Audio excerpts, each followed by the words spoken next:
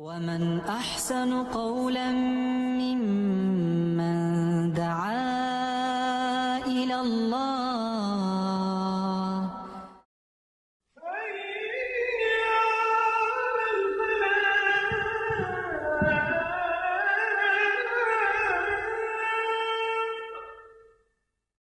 اما بعد فاعوذ باللہ من الشیطان الرجیم بسم اللہ الرحمن الرحیم۔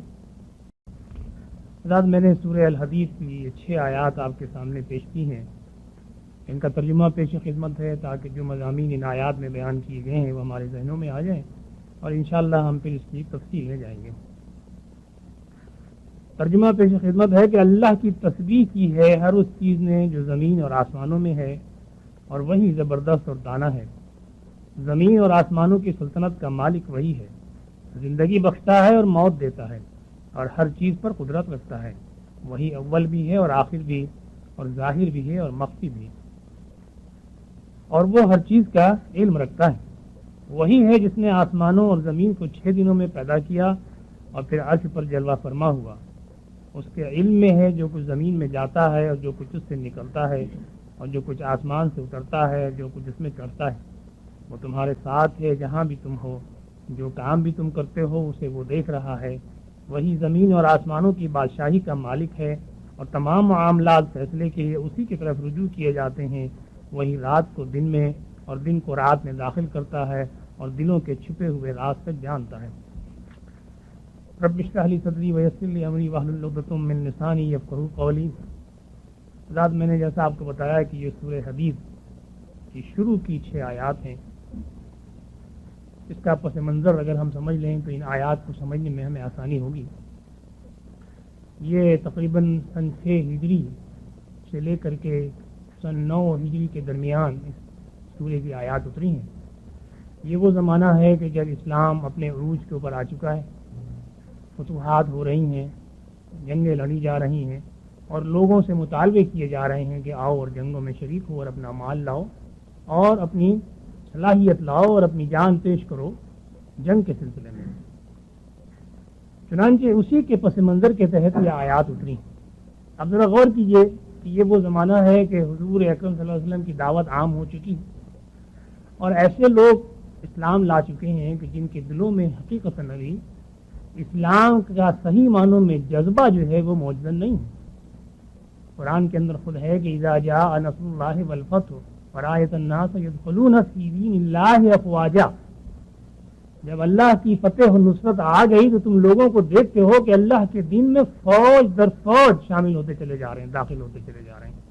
یہ کون لوگ ہیں؟ یہ وہ لوگ ہیں کہ جو حقیقتاً ابھی صحیح معنوں میں دین کا شعور نہیں رکھتے۔ یہ وہ لوگ ہیں کہ جو ڈیلیگیشن کی صورت میں حضور اکرم صلی اللہ علیہ وسلم کے پاس آئے، 2 دن 4 دن ان کے ساتھ رہے، ایمان لائے، اس کے بعد واپس چلے گئے، انہوں نے جا کر کے اپنے قبیلے کے لوگوں کو مسلمان کر لیا۔ تو صحیح معنوں میں اسلام کی جو تعلیمات ہیں اور ایمان کے جو تقاضے تھے وہ ان سے واقف نہیں تھے۔ اسی طرح سے ایسے قبیلے کے قبیلے مسلمان ہو چکے تھے کہ جہاں خود حضور اکرم صلی اللہ علیہ وسلم نے اپنے داعیوں کو بھیجا تھا اور انہوں نے جا کر کے وہاں لوگوں کو مسلمان کیا، تو وہ حضور اکرم صلی اللہ علیہ وسلم کی صحبت سے فائدہ نہیں اٹھا سکے تھے۔ چنانچہ صحیح معنوں میں ان کی وہ تربیت نہیں ہو سکی تھی کہ جو تربیت مہاجرین کی مکہ سے ہوئی تھی اور یا انصار کی مدینہ منورہ میں جو حضور اکرم صلی اللہ علیہ وسلم کے ساتھ زندگی گزار رہے تھے۔ چنانچہ ہر وہ شخص کہ جو اس لیے مسلمان ہو گیا تھا کہ ایک رو بہی ہوئی ہے، ایک دریا ہے جو بہہ رہا ہے اور اس میں ہاتھ ڈالو اور خود بھی اس سے استفادہ کر لو، اس طرح سے جو لوگ مسلمان ہوئے تو ظاہر ہے کہ ان کے ذہن کے اندر، ان کے دل کے اندر اسلام کا درد یا اسلام کا تقاضا یا ایمان کا تقاضا حقیقتاً پیدا نہیں ہوا تھا۔ چنانچہ جو لوگ آتے تھے جب وہ دیکھتے تھے کہ مال غنیمت آ رہا ہے، لونڈیاں آ رہی ہیں، ہیرے جواہرات اور سونے اور چاندی چلے آ رہے ہیں، زیورات چلے آ رہے ہیں، اونٹ اور مویشی چلے آ رہے ہیں، اور غلہ چلا آ رہا ہے، اور شہد اور زیتون چلا آ رہا ہے، ہر شخص یہ چاہتا تھا کہ اپنا حصہ اس کے اندر جا کر کے لے، اور یہ دعویٰ کرتا تھا کہ جی ہم بھی تو مومن ہیں، ہم بھی تو اسلام لائیں، ہمارا حصہ کہاں ہے؟ لیکن جب ان سے یہ تقاضا کیا جاتا تھا کہ اچھا بھائی آؤ، تم بھی مسلمان ہو، تم بھی مومن ہو، تم کچھ راہ خدا میں پیسے لاؤ، جمع کرو، اس لیے کہ جو فوج روانہ ہو رہی ہے اس کو اسلحے کی ضرورت ہے، اس کو سواریوں کی ضرورت ہے، تو پھر وہ پریشان ہوتے تھے کہ یہ تو الٹا ہم سے مانگا جا رہا ہے۔ اور جب ان سے یہ کہا جاتا تھا کہ فوج میں تمہاری شمولیت ضروری ہے، چلو اور اسلام کے لیے جہاد میں حصہ لو، تو وہ گھبراتے تھے کہ یہ کیا مصیبت ہمارے لیے آ گئی۔ چنانچہ اللہ تعالیٰ خود یہ کہتا ہے کہ قالت الاعراب آمنا، یہ بدو، یہ جو مختلف قبائل کے لوگ ہیں، آس پاس کے گاؤں کے رہنے والے لوگ ہیں، یہ کہتے ہیں کہ ہم ایمان لائے، تو آپ ان سے فرما دیجئے کہ تم ایمان نہیں لائے۔ قل لم تؤمنوا، تو آپ ان سے فرما دیجئے کہ تم ہرگز ایمان نہیں لائے، ولکن قولوا اسلمنا، بلکہ یہ کہو کہ مسلمان ہو گئے۔ اب ذرا سا فرق یہاں تھوڑا سا ایمان اور اسلام کا سمجھ لیجیے۔ اسلام کے معنی اگرچہ وہی ہیں کہ جو ایمان کے معنی ہیں، لیکن جب آپ فقہ میں آئیں گے یا قانون میں آئیں گے، لا کے اندر، تو تھوڑا سا فرق پیدا ہو جائے گا۔ قانون تو یہ کہتا ہے کہ جس شخص نے کلمہ پڑھا وہ مسلمان ہو گیا، اور بحیثیت مسلمان کے اس کو وہ تمام حقوق حاصل ہو گئے جو کہ ایک مسلمان یا ایک مومن کو حاصل ہونے چاہیے۔ لیکن مسلمان ہو جانے کے معنی قانوناً تو آپ کو سارے حقوق حاصل ہو گئے، لیکن کیا حقیقتاً آپ کے دل میں اور آپ کے دماغ میں اسلام کی جو تعلیمات ہیں اس کے مطابق کوئی جذبہ پیدا ہوا، آپ کے کردار میں کوئی اصلاح پیدا ہوئی؟ اگر یہ چیز پیدا نہیں ہوئی تو اس کے معنی آپ کا ایمان مضبوط نہیں ہے۔ آپ مسلمان تو ہیں لیکن مومن نہیں ہیں۔ چنانچہ قرآن یہی کہتا ہے کہ قالت الاعراب آمنا، یہ اعراب، یہ بدو کہتے ہیں کہ ہم ایمان لائے، ہم مومن ہو گئے۔ تو اللہ تعالیٰ یہ کہتا ہے کہ نہیں، ان سے فرما دیجئے کہ لم تؤمنوا، تم ہرگز ایمان نہیں لائے، ولکن قولوا اسلمنا، بلکہ یہ کہو کہ مسلمان ہو گئے۔ قانونی طور پر تم کو وہ حقوق حاصل ہو گئے جو تمام مسلمانوں کو حاصل ہو گئے، خواہ ان کا ایمان مضبوط ہو یا کمزور ہو۔ چنانچہ تم ایمان نہیں لائے، وَلَمَّا يُدْخِلُ الْإِيمَانُ فِي قُلُوبِكُمْ، اور تمہارے دلوں میں تو ابھی ایمان داخل ہی نہیں ہوا، تم جانو کیا چیز کے ایمان کسے کہتے ہیں۔ تو ایمان کے تو معنی یہ ہیں کہ قرآن کا جو تقاضا ہے، حضور اکرم صلی اللہ علیہ وسلم کے جو احکامات ہیں، ان کے آگے آپ اپنا سر تسلیم خم کر دیجیے۔ آپ اس میں چون و چرا کی کوئی گنجائش نہیں ہے۔ جو کچھ وہ یہ کہہ رہے ہیں اس کے مطابق اگر آپ عمل کرتے ہیں اور آپ سوال نہیں کرتے اور آپ کا دل گھبراتا نہیں اور آپ پیچھے نہیں ہٹتے، تب تو آپ ایمان لے آئے ہیں، تب تو آپ کے دل میں ایمان داخل ہوا ہے، ورنہ آپ مسلمان ہیں جیسے اور لوگ بھی مسلمان ہیں جو اپنے کو مسلمان کہتے ہیں۔ جنہوں نے کلمہ پڑھ لیا اس نے اپنی جان اور اپنے مال کی حفاظت کا ذمہ حکومت کے سپرد کر دیا اس نے۔ تو یہ وہ ماحول ہے کہ جہاں لوگ جو در جو فوج در فوج مسلمان ہو گئے ہیں، لیکن ان کے دلوں میں بھی ایمان داخل نہیں ہوا۔ جب ان سے مطالبہ کیا گیا کہ تبوک کی جنگ کے اوپر چلو اور پیسے لاؤ اور مال لاؤ اور فوج 30,000 کا لشکر حضور اکرم صلی اللہ علیہ وسلم نے تیار کیا، تاریخ اسلامی کے ذرا مطالعہ کریں تو اس سے بڑا لشکر حضور اکرم صلی اللہ علیہ وسلم نے نہیں تیار کیا، لیکن اس میں بھی بے تحاشا ایسے لوگ تھے جو آس پاس کی بستیوں کے خود مدینے کے کہ جنہوں نے شرکت نہیں کی اور بے تحاشا بہانے کیے اس کے بعد، اس لیے کہ ان کے دل میں ایمان داخل ہی نہیں ہوا تھا۔ وہ یہ جانتے ہی نہیں تھے کہ ایمان کیا چیز ہے، وہ جس اللہ پر ایمان لانے کا دعویٰ کرتے تھے اس اللہ کی صفات سے ہی واقف نہیں تھے۔ چنانچہ اللہ تعالیٰ انہی لوگوں کو مخاطب کرتا ہے، اور مخاطب کر کے یہ جو آیات میں نے آپ کے سامنے پیش کی ہیں ان میں صفات باری تعالیٰ کا ایک کثیر مجموعہ ہے، اور قرآن میں غالباً 2 جگہ پہ آپ کو ایسا مجموعہ ملتا ہے، ایک تو سورہ حشر میں ملتا ہے اور ایک یہ ہے سورہ حدید، کہ جہاں اللہ تعالیٰ اپنی صفات گناتا ہے ایک ایک کر کے، کہ تم دعویٰ کرتے ہو کہ تم ایمان لائے، تم اللہ کے اوپر ایمان لائے ہو، اللہ کی توحید پر ایمان لائے ہو، تو ذرا غور کرو کہ اس ایمان کے معنی کیا ہیں۔ اگر تم ان معیار پہ پورا اترتے ہو اور اللہ کی ان صفات کو مانتے ہو، اور نہ صرف یہ کہ ماننا بلکہ اس کی جھلک تمہارے کردار میں ظاہر ہوتی ہو، تب تو تم اللہ پر ایمان لائے ہو، اور ورنہ یہ کہ تمہارا زبانی دعویٰ جو ہے یہ کوئی معنی نہیں رکھتا۔ چنانچہ پہلی بات جو ہمارے سامنے آئی وہ یہ کہ سبح للہ ما فی السماوات والارض، آسمانوں اور زمینوں میں جو چیز بھی ہے سب نے اللہ کی تسبیح کی، سب نے اللہ کی تعریف کی۔ یہ ماضی کا صیغہ ہے سبح، یہ اصل میں عربی کا لفظ ہے۔ سبح یسبح ہم جانتے ہیں اس کے معنی کیا ہے، تیرنے کے ہیں، اسی سے یہ بنا سبح، کہ تسبیح کی یا تیرایا۔ کس کو تیرایا؟ اس نے اللہ تعالیٰ کو تیرایا۔ زمین و آسمان میں جو بھی چیزیں ہیں سب نے اللہ تعالیٰ کو تیرایا۔ اب ذرا اس کی وضاحت میں کروں گا کہ معنی کیسے ہیں۔ سب نے تسبیح کی، یسبح، بعض صورتوں میں آپ کو یسبح ملے گا کہ تسبیح کرتے ہیں، تعریف کرتے ہیں یا تیراتے ہیں۔ اب ذرا غور کیجئے کہ اس تسبیح کے 3 معنی ہیں اور تینوں صحیح معنی ہیں۔ ایک تو معنی یہ ہے کہ آپ کسی کی تعریف کرتے رہیں، کوئی وظیفہ پڑھتے رہیں، کوئی ورد کرتے رہیں، یہ بھی تسبیح ہے۔ سبحان اللہ سبحان اللہ سبحان اللہ، اللہ اکبر اللہ اکبر اللہ اکبر، الحمدللہ الحمدللہ، یا اور بھی جو صفات ہیں اللہ تعالیٰ کی آپ پڑھتے رہیے، آپ یہ بھی تسبیح ہے۔ ایک تو معنی یہ ہے، اور دوسرے معنی جو تسبیح کے ہیں وہ یہ ہے کہ آپ کسی کو اس کے مقام سے نیچے نہ گرائیں. یعنی آپ جب تیرتے ہیں پانی کے اندر، سمندر کے اندر، تو کیا معنی ہے کہ آپ اپنے کو پانی کی سطح پر برقرار رکھنے میں کامیاب ہیں تو آپ تیر رہے ہیں. تب آپ یہ سباح یسبح کا جو عمل ہے آپ انجام دے رہے ہیں. اور اگر آپ ڈوب جاتے ہیں، آپ اپنے جسم کو پانی کی سطح پر برقرار نہیں رکھ سکتے جہاں کے رکھنا چاہیے آپ کو، تو پھر آپ تیر نہیں رہے ہیں، آپ تسبیح نہیں کر رہے ہیں، آپ سباح یسبح کا عمل آپ کے ساتھ نہیں ہو رہا ہے، بلکہ وہ کوئی اور عمل ہو رہا ہے. چنانچہ کسی چیز کو اگر آپ اس کے مقام سے نیچے گرا دیں اور اس کو اس کے مقام پہ نہ رکھیں آپ، تو آپ تسبیح نہیں کر رہے ہیں، پھر سباح و یسبح کا عمل جو ہے وہ نہیں ہو رہا ہے. تو اللہ تعالیٰ کا جو مقام ہے، اگر آپ اس کو اس مقام سے نیچے گرا دیتے ہیں اور یا اس کو وہ مقام نہیں دیتے کہ جو مقام اس کا ہے، دونوں معنی ایک ہی ہیں، تو اس کے معنی کہ آپ اللہ کی تسبیح نہیں کر رہے ہیں. تو جب اللہ تعالیٰ یہ کہتا ہے کہ زمین و آسمان میں ساری چیزیں اللہ کی تسبیح کر رہی ہیں، تو اس سے مراد ایک تو یہ ہے کہ وہ وظیفہ ہے، تسبیح ہے، تعریف ہے، حمد ہے، وہ ہے اپنی جگہ پر، اور ایک مراد یہ ہے کہ اللہ کا جو مقام ہے اس کو وہ پہچانتی ہیں اور اللہ کے اس مقام کو، اللہ کو اس سے نیچے نہیں گراتی. ہم کس طرح نیچے گرا دیتے ہیں اللہ کے مقام کو؟ ہم یہ کہتے ہیں کہ اللہ رازق ہے، لیکن رزق کے لیے بھیک ہم کسی اور سے مانگنے جاتے ہیں، اپنے باس کے پاس جاتے ہیں، کسی دوسرے آرگنائزیشن کے ڈائریکٹر کے پاس جاتے ہیں، کسی ولی اور فقیر کے پاس جاتے ہیں، کہتے ہیں صاحب آپ رزق تو آپ ہی ہمیں دلا سکتے ہیں، ہماری نوکری تو آپ ہی کے ہاتھ میں ہے. یعنی گویا ہم اللہ کو بھولے بیٹھے ہوئے ہیں، تو ہم اللہ کی تسبیح نہیں کر رہے ہیں، ہم نے اللہ کو گرا دیا اس کے مقام سے، یا یہ کہ ہم نے اللہ کو اس کا صحیح مقام پہچانا ہی نہیں کہ کیا ہے، تو گویا ہم تسبیح نہیں کر رہے ہیں.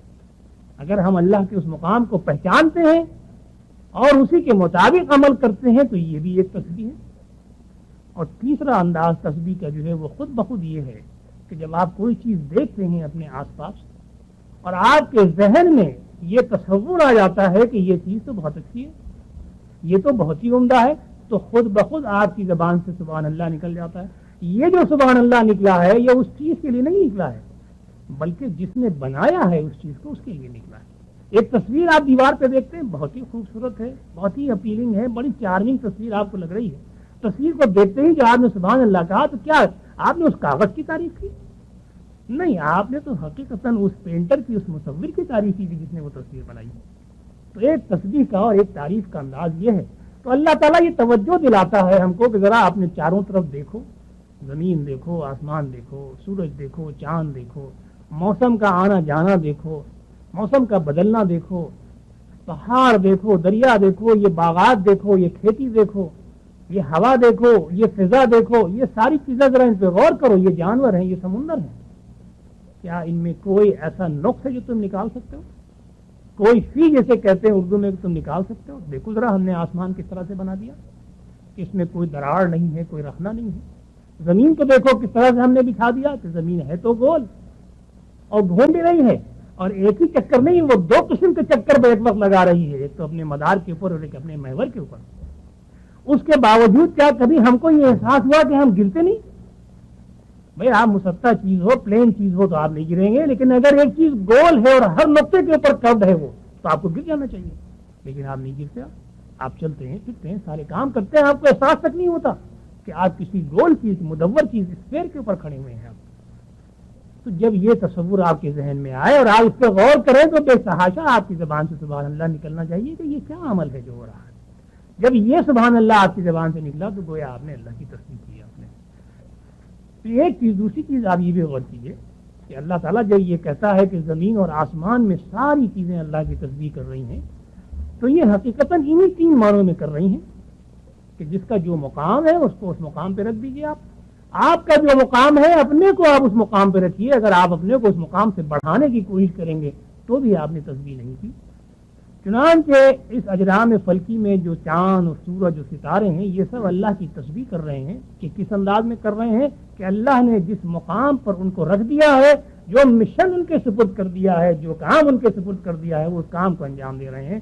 وہ سرے منہ اپنے جگہ سے نہیں ہٹتے، اور اگر ہٹتے ہیں تو وہ بھی ایک نظام ہے جو اللہ تعالیٰ نے بنا دیا ہے اور اس کے مطابق وہ کر رہے ہیں. چنانچہ جب قرآن یہ کہتا ہے کہ والشمس والقمر کل فی فلک یسبحون، دیکھیے وہی تسبیح کا لفظ آیا یہاں پر. کہ سورج اور چاند اور سب کے سب جتنے اجرام فلکی ہیں، جتنے اسٹارز ہیں اس دنیا کائنات کے اندر، سب کے سب اپنے مدار میں تیر رہے ہیں۔ ترجمہ ہم یہ کرتے ہیں، لیکن ذرا غور کیجئے کہ آج سے 500 سال پہلے یا 1400 سال پہلے صحابہ کرام کا جب زمانہ تھا تو کیا وہ یہ جانتے تھے کہ یہ سارے ستارے اپنے مدار پہ حرکت کر رہے ہیں؟ اس وقت تو یہ بھی علم نہیں تھا کہ زمین کا کوئی مدار ہے۔ تو اس وقت کے جو معنی تھے وہ یہی کہ وہ تصدیق کر رہے ہیں، اور آج بھی یہی معنی نکلتے ہیں کہ اللہ تعالیٰ نے جو مشن ان کے سپرد کر دیا ہے، اللہ تعالیٰ نے جو کام لگا دیا ہے، اللہ تعالیٰ نے جس مقام پر ان کو رکھ دیا ہے، وہ سب کے سب اپنے کام کو انجام دے رہے ہیں اور اپنے مدار کے اوپر تیر رہے ہیں، اور یہ ان کی تصدیق۔ چنانچہ اللہ تعالیٰ کہتا ہے سورہ بنی اسرائیل میں کہ تسبح لہ السماوات السبع والارض ومن فیہن ان من شیء یسبح بحمدہ ولکن لا تفقہون تسبیحہم، ساتوں آسمان اور زمین کے اندر جو چیز بھی ہے اللہ کی تسبیح کر رہی ہے۔ ومن فیہن یعنی ساتوں آسمان اور زمین اور ان کے اندر جو کچھ ہے سب کے سب اللہ کی تسبیح میں مصروف ہیں۔ ان من شیء بجوز اس کوئی چیز ایسی نہیں ہے کہ جو اللہ کی تعریف یا تسبیح میں مصروف نہ ہو، ولیکن لا تفقہون تسبیحہم، لیکن تم ان کی تسبیح کو نہیں سمجھتے۔ اچھا، یہ بات اتنی مشکل نہیں ہے کہ ہم کیوں نہیں سمجھتے؟ کیا چوپاؤں کی زبان ہے؟ کیا جمادات کی زبان ہے؟ کیا نباتات کی زبان ہے؟ کیا وہ تسبیح کر سکتے ہیں؟ ہاں کر سکتے ہیں۔ آپ ذرا غور کیجئے ہمارا علم کتنا ہے۔ ہمارا علم تو وہ ہے کہ جو اللہ نے ہمیں دے دیا۔ ہم اگر ایک ایسے قبیلے یا ایک ایسے ملک میں ہم کو ڈراپ کر دیا جائے ہوائی جہاز سے یا ہیلی کاپٹر سے جس کی زبان ہم نہیں جانتے، یا جو لوگ ہماری زبان نہیں جانتے، تو ان کے لیے میں گونگا ہوں اور میرے لیے وہ گونگے، وہ تو بول رہے ہیں، وہ ایک دوسرے سے کمیونیکیٹ کر رہے ہیں، وہ سارے کام کر رہے ہیں، وہ لکھ بھی رہے ہیں، پڑھ بھی رہے ہیں، ہم یہ سمجھ رہے ہیں کہ انہیں کچھ نہیں آتا۔ اور میں بھی بول رہا ہوں، میں بھی اپنا معافی ضمیر ادا کر رہا ہوں، میں چلا رہا ہوں، چیخ رہا ہوں، لیکن وہ میری بات نہیں سمجھ رہے، وہ مجھے گونگا سمجھ رہے، اس لیے کہ میری زبان نہیں جانتے۔ تو کوئی زبان نہ جاننا، کسی کی گویائی کو ہم نہ سمجھ پائیں، یہ دلیل نہیں ہے سائنسی یہ کہنا کہ صاحب ان کی کوئی گویائی نہیں ہے یا ان کی کوئی زبان نہیں ہے۔ اسی طرح سے قرآن تو صاف صاف یہ کہتا ہے کہ پرندوں کی بھی زبان ہے، چیونٹیاں جو ہیں، کیڑے مکوڑے، ان کی بھی زبان ہے۔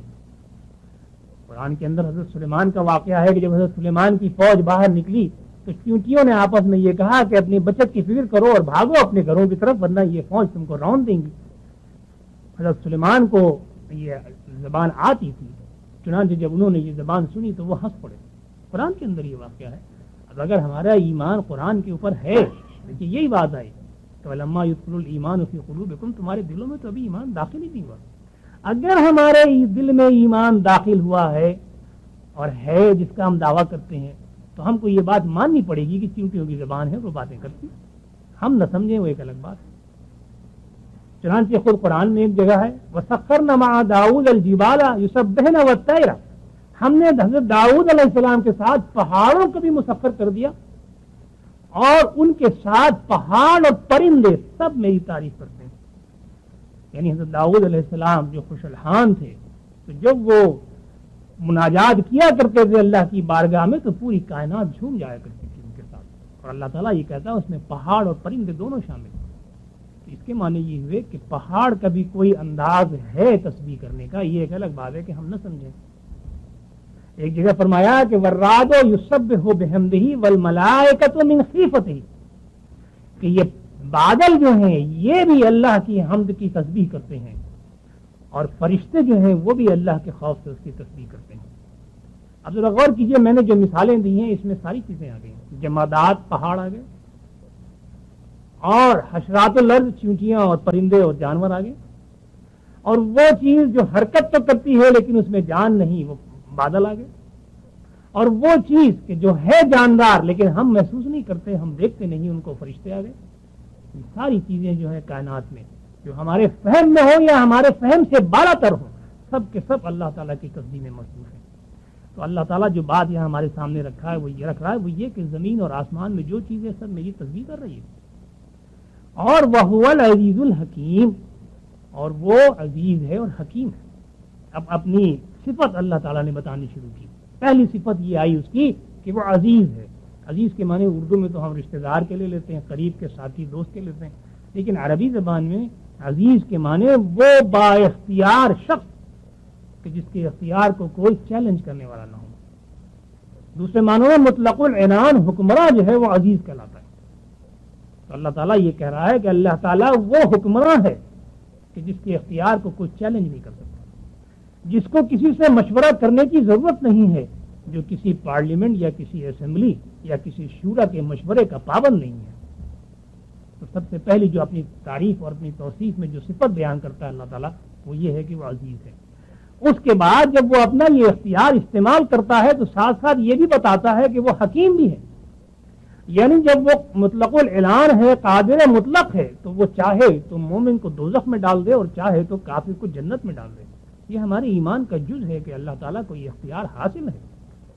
چنانچہ ہمارے اعمال کچھ نہیں ہے, یہ اللہ کا فضل ہے اور اللہ کی رحمت ہے کہ وہ ہم کو جنت میں داخل کرے. حضور اکرم صلی اللہ علیہ وسلم کی حدیث ہے, بڑی مشہور حدیث ہے, آپ سب لوگ جانتے ہیں.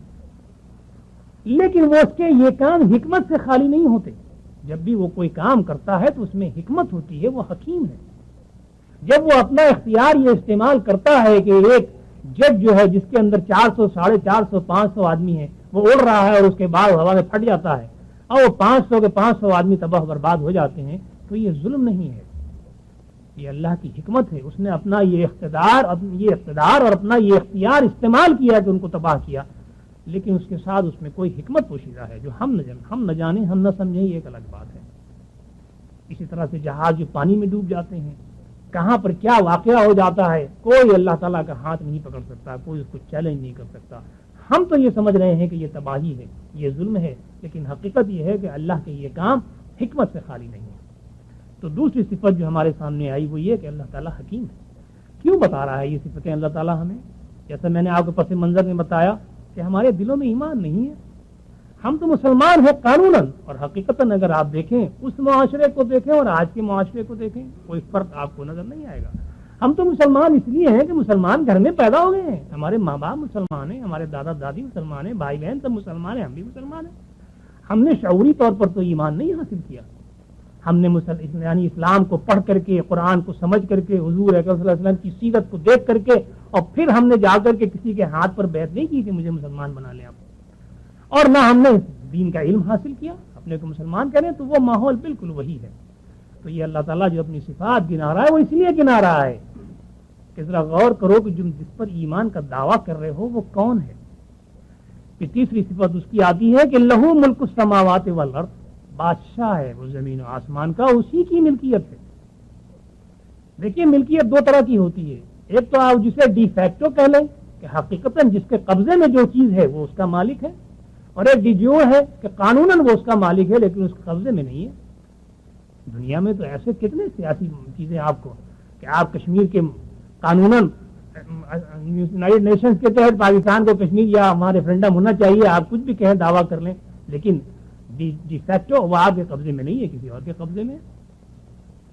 اسی طرح سے اللہ تعالیٰ جو بات ہمارے سامنے رکھ رہا ہے وہ لہو کے معنی دونوں کے ہیں. نہ صرف یہ کہ اس کی ملکیت ہے قانوناً, بلکہ اقتدار بھی اسی کا ہے, قبضہ بھی اسی کا ہے زمین اور آسمان میں. کوئی ایسا نہیں ہے کہ جو کھڑا ہو کے یہ کہہ سکے کہ جی ٹھیک ہے اقتدار تو اللہ تعالیٰ کا ہے, بادشاہت تو ہم نے مان لی اس کی, لیکن حقیقتاً تو بادشاہت میری چل رہی ہے یہاں پر.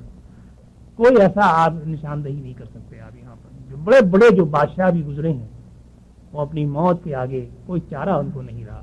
کتنے ان کے اپنے پلانز اور کتنے ان کے اپنے احکامات جو ہیں ان کی مرضی کے خلاف ان کا نتیجہ آیا. جو چیز یہ ظاہر کرتی ہے کہ زمین اور آسمان پر قبضہ اور اقتدار اور ملکیت سب کے سب اللہ تعالیٰ کی ہے, کوئی اس سے بچ کے باہر جانے والا نہیں. اگر ہم یہ سمجھیں کہ اللہ تعالیٰ کے اوپر ہمارا ایمان تو ہے لیکن اس کی گرفت سے ہم بچنا چاہیں تو ہم کہیں بھاگ کے چلے جائیں کہ یہاں اللہ تعالیٰ کا قبضہ نہیں ہے, اقتدار نہیں ہے, تو ایسی کوئی جگہ نہیں ہے کہ جہاں اللہ تعالیٰ کا قبضہ اور اقتدار نہ ہو. فرمایا یحیی و یمیت, وہی ہے جو زندہ کرتا ہے اور وہی ہے جو مارتا ہے. یہ کیوں کہہ رہا ہے اللہ تعالیٰ کہ جب تم کو جنگ کے لیے بلایا جا رہا ہے, جہاد کے لیے بلایا جا رہا ہے, رسول اکرم صلی اللہ علیہ وسلم تم سے اپیلیں کر رہے ہیں, تو تم بہانے بازی کر رہے ہو. یہ ابھی تو میری کھیتی پکی نہیں ہے, پکنے والی ہے, اگر میں چلا گیا تو اس کو کون کاٹے گا. جی میرے تو بیوی بچے بیمار ہیں، اگر میں چلا گیا تو ان کی خبر گیری کون کرے گا؟ میں تو چھوٹے چھوٹے بچے ہیں صاحب، ان کو کون کھلائے پلائے گا؟ 10 قسم کے بہانے، جتنے انسان اتنے بہانے اس وقت بھی تھے اور آج بھی ہیں۔ آج بھی کسی سے کہا جاتا ہے کہ بھائی چلو ذرا سا 1 گھنٹہ نکالو اللہ کی راہ میں، آپ کیا سمجھتے ہیں صاحب بیوقوف ہوں، میں احمق ہوں، میرے پاس 1 گھنٹہ ہے کیا؟ میرے 10 کام ہیں صاحب، آپ کر دیں گے کیا میرے کام؟ اچھا آپ چلیے میں آ جاؤں گا، چلیے پھر میں آ جاؤں گا، اچھا آج تو مجھے معاف کیجیے، پھر عقل۔ تو یہ روز ہم سنتے رہتے ہیں یہ بات، اس لیے کہ ہم راہ فرار اختیار کرنا چاہتے ہیں۔ ہم یہ محسوس ہی نہیں کرتے کہ ہماری موت اور زندگی اللہ کے ہاتھ میں ہے، ہم اللہ کی سلطنت سے، اللہ کی بادشاہت سے بھاگ کر کے کہیں جا نہیں سکتے ہیں۔ چنانچہ اگر ہم چاہیں جنگ ہو رہی ہو اور اعلان عام ہو کہ آئیے جنگ میں حصہ لیجیے اور ملک کا دفاع کیجیے اور دین کا دفاع کیجیے، تو پہلی بات تو ہمارے ذہن میں یہ آئے گی کس طرح سے اس سے بچا جائے۔ تو اللہ تعالیٰ تو یہ کہتا ہے کہ میاں تم اگر سمندر کی تہ میں بھی جا کر کے بچ جاؤ تو اگر ہمیں مارنا ہوگا تو ہم تم کو وہاں ماریں گے۔ تم اپنے محل کے کسی تہخانے کے اندر اپنے مخملی گدے کے اوپر بھی جا کر کے چھپ کر کے بیٹھ جاؤ، اگر ہمیں مارنا ہوگا تو ہم تم کو ماریں گے، تم بچ نہیں سکتے۔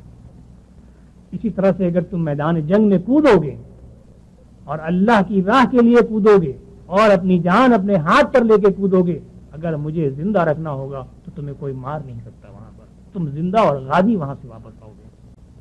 تو یہی بات ہے جو اللہ تعالیٰ یہ کہہ رہا ہے کہ زندگی وہی دیتا ہے اور موت وہی دیتا ہے، اور اس نے یہ لکھا ہوا ہے، ہم اس سے بچ کر کے، اس سے فرار کی راہ اختیار کر کے اگر ہم یہ سمجھیں کہ ہم کامیاب ہیں تو یہ ہماری غلط فہمی ہے۔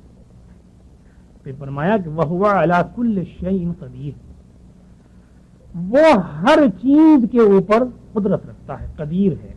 اس میں 2 باتیں ذرا غور کیجیے، ایک تو لفظ کل اور ایک قدیر۔ قدرت رکھنے کے معنی ہم سمجھتے ہیں کہ اختیار کتنا ہے، اقتدار کتنا ہے، پاور کتنی ہے۔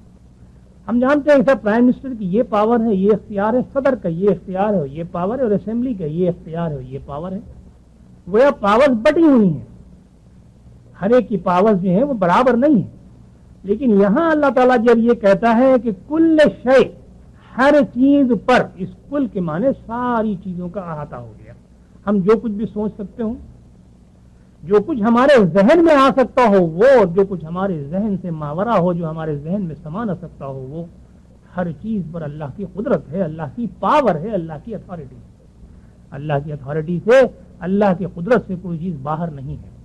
چنانچہ ہم چھپ کر کے بھاگ نہیں سکتے اللہ تعالیٰ سے، ہم کوئی طریقہ کار ایسا اختیار نہیں کر سکتے کہ ہم یہ سمجھیں کہ نعوذ باللہ ثم نعوذ باللہ کے ساتھ یہاں اللہ تعالیٰ کو ہم نے ٹرک کر دیا اور اب اللہ تعالیٰ ہم سے اس کا حساب نہیں لے سکتا یا اس کو پتہ نہیں چلے گا۔ تو وہ ہر چیز پر قدرت رکھنے والا ہے، قادر مطلق ہے، کوئی چیز بھی ایسی نہیں ہے کہ جو اس کی نظر سے چھپی ہوئی ہو اور اس کی دسترس سے باہر ہو۔ اب یہاں ذرا غور کیجئے، چند خصوصیات میں نے جو آپ کو بتائی، جیسے عزیز الحکیم، یہ مطلق اختیار ہے اس کا اور مطلق حکمت ہے۔ غفور الرحیم، وہ مطلق غفور ہے اور مطلق رحیم ہے۔ رحمان الرحیم، کسی کمی بیشی کا کوئی معیار آپ مقرر نہیں کر سکتے، اس کو ناپ نہیں سکتے آپ، کوئی پیمانہ آپ کے پاس نہیں ہے کہ جس سے آپ اس کا کوئی اوپر یا نیچے، کم یا زیادہ، محدود یا وسعت کو آپ محسوس کر سکیں آپ۔ تو جہاں اللہ کی صفات ایسی ہوتی ہیں وہاں وہ مستقل گنتا چلا جاتا ہے، بیچ میں واو یا اور یا اینڈ نہیں لگاتا۔ غفور الرحیم، عزیز الحکیم، رحمان الرحیم، علی العظیم، غنی الحمید، آپ دیکھتے چلے جائیں آپ۔ اس کے معنی کیا ہے کہ ان کو آپ کوئی آپ کے پاس ایسا پیمانہ نہیں ہے، وہ وقت کا ہو یا اسپیس کا ہو یا کسی اور ریلیٹیوٹی کا ہو کہ جس کے تحت اس کو آپ سمجھ سکیں۔ وہ اس کی جو صفت ہے وہ مطلق ہے اور مکمل ہے اور ہماری سمجھ سے باہر ہے اس کی۔ لیکن اب جو خصوصیات اللہ تعالیٰ ہمارے سامنے رکھنے جا رہا ہے ان آیات میں، وہ ہم سمجھ سکتے ہیں ان ٹرمز کی تحت، یعنی وقت کا اسکیل ہمارے سامنے ہے، ٹائم جسے ڈائمنشن کہتے ہیں، پھر ایک اسپیس ڈائمنشن ہے کہ مکان۔ تو یہ چیزیں ایسی ہیں جو ہم کو سمجھنے میں مدد دیتی ہیں، ایک ڈائمنشنز ہیں۔ جب یہ ایسی کوئی چیز پیدا ہو جائے تو اللہ تعالیٰ پھر وہاں درمیان میں اپنی صفت کے واو اور اینڈ لگا دیتا ہے، اور غالباً قرآن میں یہ واحد جگہ ہے کہ جہاں آپ کو اس کی صفات کے درمیان یہ واحد جگہ ہے کہ جہاں آپ کو اس کی صفات کے درمیان میں یہ واو لگا ہوا ملے گا، باقی قرآن میں کہیں اور نہیں ملے گا۔ चुनांचे जो फरमाया आगे वो ये कि हुवल अव्वलो, वही सबसे पहले है, वल आखिरो, देखिए वाव आ गया यहाँ, और सबसे आखिर वही है, वल जाहिरो, और सबसे जाहिर वही है, वल बातिनो, और सबसे छुपा वही है। चार खुसूसियात अल्लाह ताला ने यहां बताई और चारों के दरमियान वाव लगा दिया उसने, और लगा दिया। क्यों? इसलिए कि अब हम इसको टाइम और स्पेस के डायमेंशन से समझ सकते हैं। जब वो ये कहता है कि हुवल अव्वल, वही सबसे पहले है, तो वक्त का तसव्वुर आया इसके अंदर। सबसे पहले जब आप कहेंगे तो वक्त का तसव्वुर खुद ब खुद आ गया कि भाई इस घर के अंदर सबसे पहले कौन दाखिल हुआ, तो पता ये चला है कि आपने एक वक्त का कोई मेयार बनाया हुआ है और उस वक्त के ऊपर आपने मालूम किया कि ये शख्स पहले आया, ये बाद में आया, ये उसके बाद में आया, और सबसे आखिर में कौन आया कि सब जब आ चुके तो उसके बाद ये पहुंचा। तो एक टाइम का डायमेंशन यहां पर आया हमारे सामने, और टाइम का डायमेंशन इस तरह नहीं है कि आप उसको नाप सकें, बल्कि सिर्फ तसव्वुर देने के लिए कि हुवल अव्वल, कि टाइम के जब आप स्केल पर जाएं तो जो भी स्टार्ट है आपके जहन में वो उससे पहले मौजूद है। हुवल अव्वल वो उससे पहले मौजूद है। आपके जहन में जो भी पैमाना है वक्त का, और आप जो भी स्टार्टिंग पॉइंट ले लें, जो भी इनिशियल पॉइंट ले लें, जिसको भी ओरिजिन आप कहना चाहें, वो उससे भी पहले है। वल अव्वल वो उससे भी पहले। फिर फरमाया कि वल आखिर वो सबसे बाद में है। यानी अब आपका वक्त का जो पैमाना दूसरी जानिब चला, तो जितनी भी इंतहा तक आप उसको ले जाएं वक्त को, आप सोचते चले जाएं आप, अल्लाह ताला उसके बाद भी मौजूद है। अब जरा देखिए कि मैथमेटिक्स में ये दो टर्म हैं, एक टर्म है लेकिन दो मुख्तलिफ डायरेक्शन के लिए माइनस और प्लस लगा देते हैं। लफ्ज इंफिनिटी, लामुतनाही जिसे आप कह दें, मनफी लामुतनाही माइनस इंफिनिटी, और प्लस इंफिनिटी मुस्बत लामुतनाही के आप चलते चले जाएं। माइनस इंफिनिटी के माने ये है कि अगर आज का दिन, ये वक्त अगर हम ओरिजिन माने, इसको सिफर तस्लीम करें हम, तो इससे पहले जो जमाने गुजर चुके हैं वो सब माइनस इंफिनिटी हैं। और इंफिनिटी के माने ये है कि हमारे जहन में इसका तसव्वुर नहीं आ सकता कि ये कितना जमाना गुजर चुका है। इसीलिए मैथमेटिक्स में जब कोई चीज बहुत बड़ी हो जाती है, बहुत बड़ी, कि जो हमारे समझ में ना आए, तो उसको हम इंफिनिटी से जाहिर कर देते हैं। यानी अगर हम ये कहें कि 1 अरब, तो 1 अरब तो समझ में आता है, 1 खरब तो वो भी समझ में आता है, पदुम और नील और जो भी पैमाने वो सब समझ में आते हैं। लेकिन जब समझ से बाहर हो जाए तो फिर उसको हम इंफिनिटी कह देते हैं। तो अल्लाह ताला जब ये कहता है कि हुवल अव्वल, तो इसके माने जितना जमाना गुजर चुका है, हमारा जहन जहां तक जा सकता है जाए, हम जहां तक कैलकुलेट कर सकते हैं कैलकुलेट करें, वो सब फाइनाइट है। इनफाइनाइट क्या है कि हम कैलकुलेट ही नहीं कर सकते उसको, तो अल्लाह ताला उससे भी पहले मौजूद है। इसी तरह से आइंदा आने वाला जो जमाना है, आप गिनते चले जाइए, आप बिलियन ट्रिलियन ईयर्स, जो चाहे डिकेड हो, जिसमें सेंचुरीज जो भी चाहे आप पैमाना ले लें और गिनते चले जाएं आप। अगर आप ट्रिलियन कह रहे हैं तो ये भी इनफाइनाइट नहीं है, मैथमेटिक्स में ये भी फाइनाइट है। तो ट्रिलियन आप पैमाना जब तक आप गिन सकते हैं, ये सब फाइनाइट है। इनफाइनाइट के माने क्या है कि अब आप गिन नहीं सकते, आप वो उससे भी बियॉन्ड, मावरा, उससे भी चले जाएं आप। तो वो अल्लाह ताला कहता है कि वल आखिर, सबसे आखिर में वही अल्लाह ही मिलेगा आपको, बाकी सारी चीजें जो है नापैद हो जाएंगी। कुल्लु मन अलैहा फान, जमीन पे जो कुछ भी है, इस कायनात में जो कुछ भी है, सब फना होने वाला है। वयबका रब्बिका वजहुल जलाल वल इकराम, वयबका वजह रब्बिका जुल जलाल वल इकराम। और बाकी रहने वाली क्या चीज है कि वह आपके रब का चेहरा, उसकी हस्ती जो है, जो जुल जलाल वल इकराम है, वो बाकी रहने वाला है। बाकी सारी चीजें जो है फना हो जाने वाली। फरमाया कि वह जाहिर हो, और वही जाहिर है, वही हर जगह मौजूद है। स्पेस का तस्वुर आ गया यहाँ पर। जहां आप उसको देखें, जिस चीज को देखें, जहां भी गौर करें आप, तो अल्लाह आपको वहां नजर आएगा। जैसा मैंने आपको मिसाल दी कि आप जमीन की साख को देखिए, उसकी गर्दिश को देखिए, आसमान की साख को देखिए, समुंदर को देखिए, जरा मछली को देखिए कि एक जानदार जमीन के ऊपर जो है, अगर उसको ऑक्सीजन न मिले समुंदर में जाने के बाद 5-7 मिनट के अंदर घुट के मर जाएगा। लेकिन वही जानदार जो समुंदर में रह रहा है, उसको आप समुंदर से बाहर निकाल लीजिए तो खुश्की में 5-7 मिनट के बाद वो मर जाएगा। अब जरा गौर कीजिए, हर जगह अल्लाह की कुदरत ही तो नजर आ रही है हमको, अल्लाह ही तो मौजूदगी का इजहार हो रहा है। تو فرمایا از ماہ تاب ماہی سب میں ظہور اس کا تیرا، معمور ہو رہا ہے عالم میں نور تیرا، از ماہ تاب ماہی سب میں ظہور تیرا۔ چاند کو دیکھیے تو اور مچھلی کو دیکھیے تو ہر جگہ اللہ تعالیٰ ہی کا ظہور ہے۔ کیا انسان کے سمجھ میں یہ بات آنے والی ہے کہ یہ کیسے ہو رہا ہے؟ چنانچہ اس کا بنانے والا کوئی ہے، اس کو نظام کو چلانے والا کوئی ہے، یہ تضاد بیک وقت دکھانے والا کوئی ہے، یہی اللہ کا ظہور ہے۔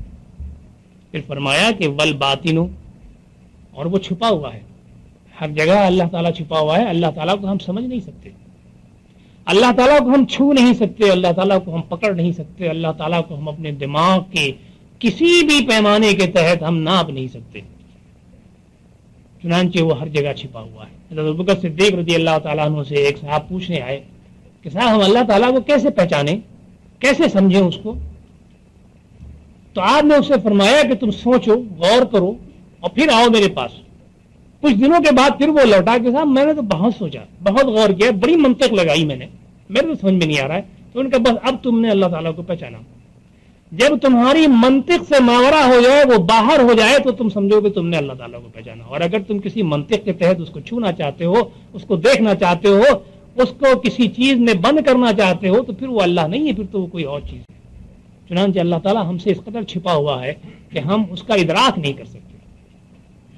فرمایا وَهُوَ بِكُلِّ شَيْءٍ عَلِيمٌ، اور وہ ہر چیز کا علم رکھتا ہے۔ پہلی بات جو اس نے کہی وہ قدرت کی بات کہی، دوسری بات اب یہاں علم کی بات ہے۔ ہم تو علم نہیں رکھتے کہ اول کیا ہے، جیسے میں نے آپ کو بتایا کہ مائنس انفینٹی کیا ہے، ہمیں علم نہیں ہے، پلس انفینٹی کیا ہے، ہمیں علم نہیں۔ محدود سے محدود جگہ پارٹیکل کتنا بڑا ہے ہم نہیں ناپ سکتے اس کو۔ میتھمیٹکس یہ کہتی ہے کہ ایک پوائنٹ کی ڈیفینیشن کیا ہے جس کو آپ ناپ نہیں سکتے، لیکن پوائنٹ ہے۔ اور لامحدود ہے اللہ تعالیٰ، باطن ہے، ہم نہیں سمجھ پاتے، ہمارا علم تو کچھ بھی نہیں ہے۔ تو اللہ تعالیٰ یہ کہتا ہے کہ لیکن اللہ تعالیٰ ہر چیز کا علم رکھتا ہے۔ ذرا یہ غور کیجئے، بکل، کل کا لفظ یہاں پر آیا، اب کوئی ایسی چیز نہیں ہے جو اللہ تعالیٰ کے علم سے باہر ہو، تو وہ اپنی صفت بتا رہا ہے کہ دیکھو ہمیں ہر چیز کا علم ہے، تم کیا کام کرتے ہو اس کا بھی علم ہے، تم کیا سوچتے ہو اس کا بھی علم ہے، تم کہاں چھپو گے جا کر کے، وہ بھی ہم علم رکھتے ہیں۔ پھر فرمایا کہ هو الذی خلق السماوات والارض فی ستۃ ایام، وہی تو ہے کہ جس نے زمین و آسمان کو پیدا کیا 6 دنوں میں۔ اب ذرا غور کیجیے، اللہ تعالیٰ یہ بتا رہا ہے کہ یہ جو زمین و آسمان ہیں یہ ہم نے 6 دن میں پیدا کیے ہیں۔ یہ 6 دن کیا ہے؟ یہ متشابہات میں سے ہے۔ ہم نہیں سمجھتے کہ یہ ایک دن اللہ تعالیٰ کا ایک لمحہ ہے، یا ایک دن 50,000 سال کے برابر ہے، یا ایک دن 1,000 سال کے برابر ہے۔ اس کی کوئی تشریح ہمارے سامنے نہ قرآن سے ہے اور نہ حدیث سے ہے، لہذا یہ متشابہات میں سے ہے۔ جو بات اللہ تعالیٰ ہمارے سامنے رکھنا چاہ رہا ہے وہ یہ کہ یہ زمین و آسمان کی پیدائش ہمارے لیے بڑی آسان تھی اور ہم نے بڑے تھوڑے سے وقت میں اس کو پیدا کر دیا۔ ثم استوى علی العرش، اور پھر وہ عرش کے اوپر، تخت کے اوپر جلوہ فگن ہو گیا، سریر آرائے سلطنت ہو گیا۔ وہ استوا کے معنی ہے جم کر کے بیٹھ جانا۔ گھوڑے کے اوپر جب بیٹھتا ہے تو عربی لفظ استعمال کرتے ہیں استوا، علی الحصان، گھوڑے کے اوپر جم کر کے بیٹھنا، اس کو استوا کہتے ہیں۔ تو تخت کے اوپر جم کر کے بیٹھنا، اس کے معنی یہ ہے کہ یہ نہ سمجھو کہ ہم اس کائنات سے غافل ہو گئے، ہم غافل نہیں ہیں، اس کی سارا جو اس کا انتظام ہے یہ ہم ہی چلا رہے ہیں۔ چنانچہ فرمایا کہ یدبر الامر، یہ جو حکم ہے، جو نظام ہے، یہ اللہ تعالیٰ اس کی تدبیر کر رہا ہے، اس کو غور و فکر میں مبتلا ہے۔ فرمایا یدبر الامر من السماء الى الارض، زمین سے آسمان سے لے کر کے زمین تک کے جتنے معاملات ہیں وہ سب اللہ تعالیٰ کے حکم کے تحت چل رہے ہیں، وہ ان پہ تدبر کر رہا ہے، وہ ان کی تدبیر کر رہا ہے، وہ ان کو چلا رہا ہے۔ بالکل یہی الفاظ ایک مختلف انداز میں ہم کو سورہ یونس میں ملتے ہیں۔ فرمایا کہ ان ربکم اللہ الذی خلق السماوات والارض فی 6 ایام ثم استوى علی العرش ویدبر الامر، زمین و آسمان کی اس نے تخلیق کر دی اللہ تعالیٰ نے، وہ تمہارا ہی رب ہے اللہ کہ جس نے یہ تخلیق کی ہے، اور پھر وہ ان کو ان کے ساتھ تدبیر کر رہا ہے، ان کو چلا رہا ہے۔ یعنی یہ نہیں ہے کہ اس گاڈ ڈیڈ کا جو نعرہ ویسٹ میں ایک زمانے میں لگا تھا کہ یہ کیا ہو رہا ہے، دنیا میں فساد ہو رہا ہے، لڑائی ہو رہی، جنگ ہو رہی ہے، ایک انسانیت جو ہے تباہی کی طرف جا رہی ہے، کیا اللہ تعالیٰ نے اس کو ایسی چھوٹ دے رکھی ہے؟ نہیں، اللہ تعالیٰ نے چھوٹ نہیں دے رکھی ہے، یہ اس کی حکمت کا تقاضا ہے کہ جو کچھ ہو رہا ہے۔ اور صبح و شام وہ اس کام کو انجام دے رہا ہے. یہ نہیں ہے کہ وہ کوئی سو گیا ہے، وہ سو بھی نہیں گیا. اللہ تعالیٰ یہ سارے کام جو ہے وہ انجام دے رہا ہے. پھر فرمایا کہ یعلم ما یلج فی الارض، وہ جانتا ہے کہ جو کچھ زمین کے اندر جا رہا ہے. ذرا دیکھیے دو باتیں یہاں بتائیں اس نے کہ جو زمین میں جا رہا ہے وہ یخرج منہا، اور جو اس سے نکل رہا ہے اللہ تعالیٰ کو اس کا علم ہے. پھر بات علم کی آئی یہاں پر. جگہ جگہ اللہ تعالیٰ علم پہ بہت زور دیتا ہے. حقیقت یہ ہے اگر آپ دیکھیں تو اللہ تعالیٰ نے انسانوں کے درمیان فضیلت کا معیار علم رکھا ہے. علم ہی سے انسان کی فضیلت ظاہر ہوتی ہے. چنانچہ علم کا اسی لیے اللہ تعالیٰ زور دیتا ہے کہ وہ اپنی فضیلت دکھانا چاہتا ہے کہ مجھ سے کوئی چیز چھپی ہوئی نہیں ہے.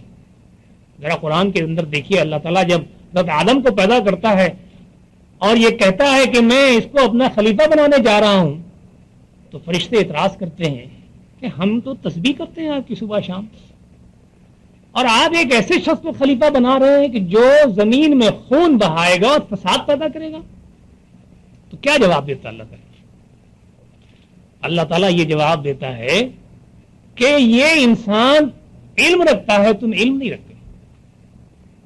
چنانچہ وہ اس کا مظاہرہ کرتا ہے، ڈیمانسٹریشن کراتا ہے اللہ تعالیٰ. حضرت آدم علیہ السلام کو ساری چیزوں کے نام سکھاتا ہے، اور اس کے بعد حضرت آدم کو فرشتوں کے سامنے پیش کرتا ہے. فرشتوں سے پوچھتا ہے مجھے ان چیزوں کے نام بتاؤ. تو وہ کہتے ہیں کہ لا علم لنا الا ما علمتنا، آپ نے تو جتنا ہمیں علم دے دیا اس سے زیادہ ہمارے پاس کچھ نہیں ہے، ہم نہیں جانتے ان چیزوں کے نام کیا ہیں. حضرت آدم علیہ السلام سے اللہ تعالیٰ کہتا ہے تو وہ ساری چیزوں کے نام بتاتے ہیں. اللہ تعالیٰ کہتا ہے دیکھا میں نے تم سے نہیں کہا تھا کہ جو بات میں جانتا ہوں وہ تم نہیں جانتے، اس لیے میں اس کو خلیفہ بنا رہا ہوں کہ یہ علم رکھتا ہے، تم علم نہیں رکھتے. یہ وہ باتیں جانتا ہے جو تم نہیں جانتے. تو پتہ یہ چلا کہ خلافت، بادشاہت، اقتدار اور قوت کے لیے جو چیز ہمارے سامنے آئی وہ یہ کہ علم ہونا چاہیے. ایک چیز اور دیکھیے میں آپ کے سامنے رکھوں، فضیلت قرآن نے جو علم کی رکھی ہے. حضرت سلیمان علیہ السلام کا دربار ہے، وہ کہتے ہیں کہ مجھے ہدہد نظر نہیں آ رہا ہے، یہ کہاں ہے، یہ آئے اگر تو اگر اس نے صحیح بات نہیں کہی میرے سامنے تو میں اس کی کھال کھینچ دوں گا. چنانچہ وہ ہدہد آ کے واقعہ بتاتا ہے کہ جی میں گزرا ایسے خطے سے کہ جس کی حکمراں ایک عورت ہے وغیرہ وغیرہ تفصیل. تو حضرت سلیمان علیہ السلام کے دل میں اشتیاق پیدا ہوا کہ اچھا اس کا تخت اتنا اچھا اتنا شاندار تخت ہے تو میں چاہتا ہوں کہ میرے دربار میں آ جائے. وہ کہتے ہیں کون ہے جو اس تخت کو میرے دربار میں لے آئے گا؟ تو ایک عبقری اور جن کہتا ہے کہ صاحب آپ کے اس دربار کے برخاست ہونے سے پہلے میں اس ملکہ کا تخت آپ کے دربار میں حاضر کر دوں گا. لیکن پھر قرآن کہتا ہے کہ انہی میں ایک صاحب علم بھی بیٹھا ہے جو یہ کہتا ہے کہ آپ کی پلک جھپکنے سے پہلے میں یہ تخت لا کے یہاں حاضر کر دوں گا، اور وہ تخت حاضر کر دیتا ہے. آپ نے دیکھا علم کی فضیلت، قوت اور جبر، دنیا کی جو بھی صلاحیت ہو اس کے مقابلے میں صاحب علم کی فضیلت قرآن نے بتائی. پھر علم کی فضیلت اور دیکھیے قرآن کے اندر. اب یہاں پر ذرا آپ ذرا غور کیجئے گا جو بات میں کہہ رہا ہوں.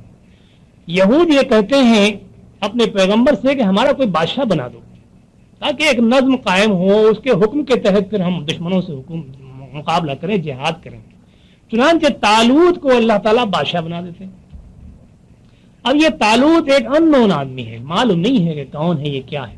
یہود اعتراض کرتے ہیں ارے یہ سے بات تو نہ صاحب ثروت ہے، نہ دولت ہے، نہ حسب نسب ہے، ہم تو جانتے ہی نہیں کہ یہ کون شخص ہے، اس کا بادشاہ بنا دیا آپ نے ہم کو، یہ کیا بات ہے. چنانچہ اللہ تعالیٰ یہ جواب دیتا ہے کہ ویسے تو اللہ تعالیٰ جس کو چاہے بادشاہت عطا کر دے، لیکن ہم نے اس لیے اس کو بادشاہ بنایا کہ اس کے پاس علم ہے اور قوت ہے. قرآن ہمیں کیا سکھا رہا ہے کہ جس کے پاس علم ہے اور قوت ہے بادشاہت کا حقدار وہی ہے. چنانچہ آج دنیا میں امریکہ اور روس جو حکومت کر رہے ہیں اسی لیے کر رہے ہیں کہ ان کے پاس علم بھی ہے اور ان کے پاس قوت بھی ہے.